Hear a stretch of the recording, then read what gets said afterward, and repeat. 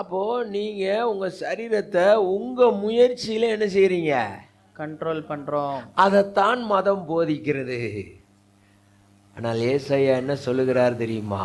எபிரேயருக்கு எழுதின நிருபம் 10ஆம் அதிகாரம் 15ஆம் வசனம் 16ஆம் வசனம் 17ஆம் வசனத்தை வாசிங்கன்னா, பரிசுத்த ஆவியானவர் சாட்சி என்ன நம்மளை குறித்து கொடுப்பார்னு உங்க தெளிவா போட்டிருக்கு.